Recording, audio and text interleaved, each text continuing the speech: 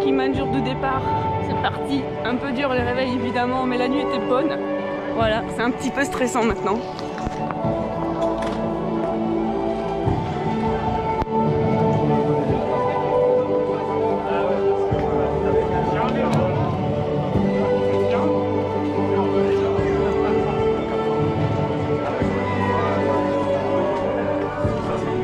Par vague de vin, je vais pas me précipiter, je vais attendre tranquillement que mon tour arrive.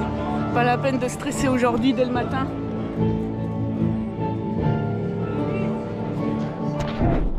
On assiste au départ des tout premiers.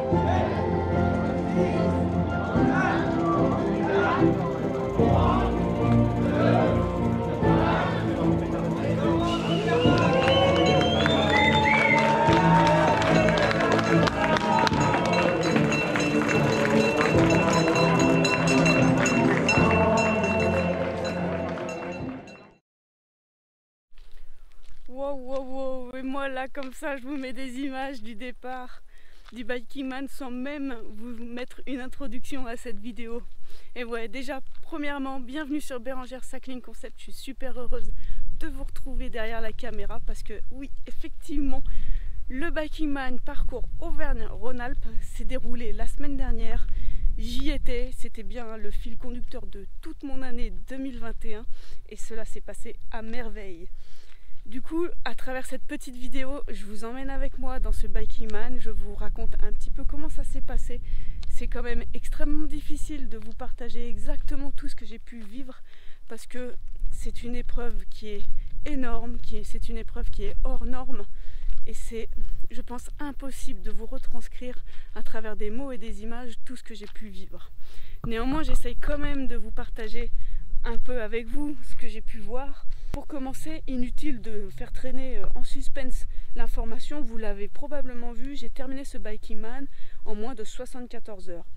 Dans ces 74 heures, qu'est-ce que j'y ai mis? J'y ai mis donc le fameux parcours de 1000 km, 1030 à peu près sur le Bikeman Auvergne-Rhône-Alpes, quasiment 20 000 mètres de dénivelé, autant dire beaucoup, et le tout en autonomie totale, c'est-à-dire personne pour vous tendre un bidon, personne pour vous aider à trouver à manger, vous donner un ravitaillement, personne pour vous choisir avec vous l'endroit où vous allez pouvoir dormir, voire peut-être dans un camping-car au chaud, dans un hôtel, etc. Non, personne. Tout ça, c'est vous qui vous gérez de A à Z.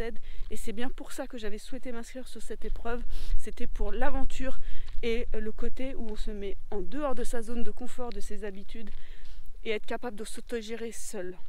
Alors moi, mon Bikeman, 74 heures, et bien en fait c'est 3 jours et 3 nuits et 2 heures supplémentaires. J'ai eu le temps d'en voir des choses, j'ai eu le temps d'en vivre des choses, et encore peut-être que si j'avais pris plus mon temps, j'aurais vécu plus de choses, mais quand j'ai vu que je commençais à avancer à un rythme qui était agréable, un rythme qui me convenait bien, j'ai pas souhaité forcément prendre plus de temps sur le parcours.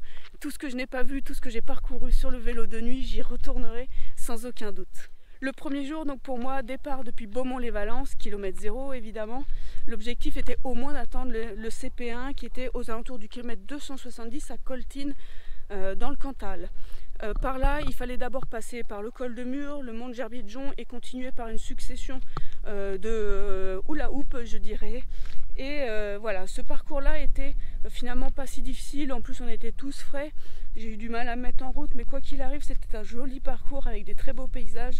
On a traversé l'Ardèche qui est très rude, très rustre, qui est un peu effrayante aussi, assez froide, je dirais. Ensuite, on est arrivé dans le Cantal qui est toujours aussi magnifique. Et arrivé au CP1, il était à peu près 18h30. Donc là, moi, compte tenu de cette information, j'avais bien roulé, je ne m'étais pas entamée.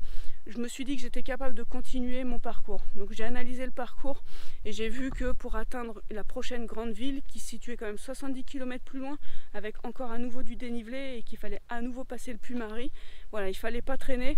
Mais j'en étais capable de le passer avant d'atteindre une heure complètement, à mon avis, farfelue. Donc c'est ce que j'ai fait, je suis repartie du CP1 après avoir mangé, il devait être 19h30 à peu près, et finalement j'ai pu bénéficier d'un moment extraordinaire, c'est-à-dire le coucher de soleil en haut du Puy-Marie. C'était juste magnifique et à 5 minutes près, les concurrents n'ont pas eu la même chance que moi. Probablement que d'autres ont eu la chance d'avoir le lever de soleil, en tout cas moi le coucher de soleil c'était un moment magique. Après ça, donc, je suis arrivée à Riom, il devait être à peu près minuit. L'idée d'abord c'était d'aller dormir dans des distributeurs automatiques de billets parce que c'est couvert, parce que c'est filmé, parce que voilà, je pensais que c'était une bonne idée. Sauf que les distributeurs de billets étaient fermés et il a fallu trouver une autre solution. Heureusement, dans la ville, il y avait dû y avoir une fête dans la journée et il y avait des chapiteaux sur la pelouse de la ville. Je suis rentrée sous un chapiteau, j'ai vu qu'il n'y avait personne, j'ai vu qu'il y avait des tables. C'était donc l'endroit idéal pour se poser, pour passer une bonne nuit. Alors bon, la bonne nuit, ok, j'ai eu beaucoup d'eau sur la tête à cause de l'humidité ambiante, mais on va pas se le cacher, j'ai quand même très bien dormi, j'ai dû dormir au moins 5 heures. Je pense qu'il n'y a pas beaucoup de participants qui ont en tout cas le luxe de se dire qu'ils ont si bien dormi que ça sur le Bikingman. Le lendemain matin, départ de Rion, l'objectif était d'aller prendre son petit-déj dans la première boulangerie. La première boulangerie a été tardive, mais entre-temps, j'ai eu le droit à des paysages à nouveau magnifiques, et notamment tous ces monts d'Auvergne avec les lacs en haut, etc. Juste magnifique à nouveau. Arrivé à Issoire, j'ai pu prendre un ravitaillement pour la journée que j'ai mis dans mon petit sac à dos et poursuivre ma route. À partir de ce moment-là, les chaleurs ont commencé à arriver. C'était quand même beaucoup moins facile, faut pas se le cacher.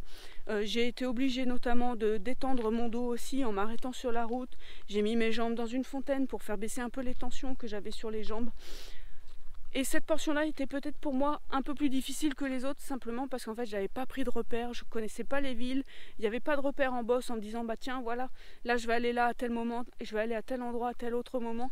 Donc pour moi je l'ai pris un peu plus dans la globalité, donc cette portion-là était un peu plus longue pour moi. Néanmoins c'était aussi encore une fois très joli et j'en ai quand même bien profité. Le soir j'ai réussi à atteindre le CP2. Le CP2 situé donc à peu près au kilomètre 680, je dirais à peu près. Il devait être minuit quand je suis arrivée au CP2, j'étais accompagnée de 3 compagnons, on s'était réunis juste avant le CP2, c'est toujours quand même un peu plus sécure de rouler en groupe la nuit, donc on en a profité. Arrivé au CP2, on a été reçus par un couple des amours. Ils nous ont accueillis, le sourire jusqu'aux oreilles, ils nous avaient préparé, pas qu'à moi, hein, pour tous les participants, la possibilité d'une petite restauration à base de pâtes. On était heureux comme tout. Et quand on a demandé si on pouvait dormir au checkpoint 2, on s'imaginait une réponse oui, allez dormir derrière la voiture, là-bas vous serez un peu plus à l'abri du bruit et de la lumière. Ben non, ils nous ont dit regardez, on vous a réservé sous l'abri vélo des petits espaces, on a ramené des matelas, vous pouvez les prendre, c'est pour vous. Quoi de mieux? Alors par contre, finalement, j'avais un petit matelas pour dormir, mais cette nuit-là était peut-être un peu moins profonde que la précédente. Premièrement parce qu'il y a des concurrents qui sont rentrés-sortis régulièrement de cette pièce et clairement les couvertures de survie ça fait un boucan d'enfer, donc ça réveille. Et deuxièmement je me suis dit, mais dis donc, tu serais pas en train d'avancer à un rythme tout à fait honorable et si demain tu tentais pas la passerelle directe vers l'arrivée. La passerelle directe c'était pas non plus anodin parce qu'en fait il s'agissait de parcourir 340 km d'une traite avec 8000 mètres de dénivelé, ce qui quand même, faut l'avouer, en plus pour un 3e jour, était très ambitieux. Pas grave, je suis partie, j'ai pris la route après mon petit café, pris avec un pain au chocolat qui traînait dans mes sacoches, heureuse comme pas possible, comme quoi il en faut peu, et j'ai pris la route pour le col de Porte, le col du Grand Colombier, arriver de l'autre côté, descendre vers Culose. Là, il a commencé à faire très chaud. Je pense qu'on a été nombreux à souffrir de la chaleur. Maintenant, c'était comme ça. Il fallait aussi gérer cet élément-là. Ça fait partie de l'épreuve à part entière. Comme si on avait pu prendre la pluie aussi, ça fait également partie de l'épreuve. Et là, j'ai commencé à avancer, mais bon, je voyais bien que mon rythme allait être compliqué pour atteindre le CP2 sans dépasser la 3e journée. Parce que je me suis dit, bah, tiens, on est parti le lundi 5h, pourquoi pas ne pas arriver le jeudi 5h, ça serait pas mal, non? Et puis non, ça j'ai pas non plus réussi parce qu'en fait aussi à un moment donné dans la nuit j'ai été prise d'une folle envie de dormir et j'ai dû trouver un endroit pour me coucher sous un abri près d'une fontaine. Alors là encore une fois j'ai dormi 1h30 à peu près je pense, mais alors là j'ai dormi comme un bébé, comme pas possible. En plus j'avais pris tellement de coups de soleil dans la journée, pas besoin de couverture de survie, je me suffisais à moi-même, j'étais un chauffage ambulant. Je me suis réveillée donc au petit matin, il était 2h40, et là je me suis dit, il serait peut-être temps de se remettre en route quand même, il reste que 70 km, on t'attend à l'arrivée aussi. Donc là je suis remontée sur mon petit vélo et j'ai fini mon parcours, cette fois-ci à travers le Vercors. Alors effectivement, il faisait nuit, j'ai pas pu profiter des paysages comme je l'aurais souhaité. Maintenant, il y a des choix à faire aussi entre rouler la nuit, le plaisir aussi de rouler la nuit et la beauté des paysages. Tout ce que j'ai pas vu, en tout cas c'est sûr, j'y retourne. Peut-être pas en vélo, peut-être en moto, ça sera plus facile. Mais c'est sûr, j'y retourne pour voir vraiment ce qu'il en était. Ça a été d'une beauté pour les yeux, du kilomètre 0 au kilomètre 1030. Franchement, merci à Jacques Barge et son collègue d'avoir créé ce parcours, de nous avoir fait passer par les points les plus magnifiques de toute l'Auvergne-Rhône-Alpes. C'est quand même dingue d'être capable de partir de Beaumont-les-Valences, d'aller de l'autre côté à Saint-Flour, d'aller encore plus loin au Puy-Marie, de remonter par Rion, Paris-Soir, au nord de Villefranche-sur-Saône, de retourner du côté du Bourget du Lac, d'aller en Chartreuse, en Vercors et de retourner à Beaumont-les-Valences. Tout ça sur un seul parcours. Moi, je trouve ça juste magnifique et c'est insensé de faire ce parcours-là aussi. Mais si, on l'a fait, on a été nombreux à le faire. C'était juste dantesque. Moi, j'ai beaucoup parlé, je vous ai un petit peu retranscrit le parcours de ce Bikeman. J'aurais aimé clairement vous filmer beaucoup plus d'images, vous faire une immersion plus forte. Mais c'est difficile aussi d'être concentré sur son parcours, d'être concentré sur sa propre personne et de sortir la caméra et de filmer, voire même de parler en même temps à la caméra et d'avoir ce fil conducteur complet. Je m'en excuse sincèrement, néanmoins les images qui vont suivre, plongez-vous dedans, posez-vous, profitez de chaque instant, vous verrez la succession des jours, la succession des nuits, la succession des instants, et vous verrez que même que mon plaisir n'est que grandissant au cours de toute cette épreuve. Surprise d'avoir été capable de réaliser une telle performance, on va pas se le cacher, 1000 km d'une traite, je trouvais ça juste effrayant il y a encore 6 mois. Et en fait, si, je l'ai fait. Je vous laisse maintenant avec les images du Bikeman Inside. N'oubliez pas non plus de mettre un pouce bleu à cette vidéo, de la commenter. Ça me ferait super plaisir. Et moi, je vous promets également d'autres vidéos sur le sujet. J'ai déjà les idées qui bouillonnent. En attendant, je vous souhaite un bon Bikeman avec Bérangère Cycling Concept. Salut les amis!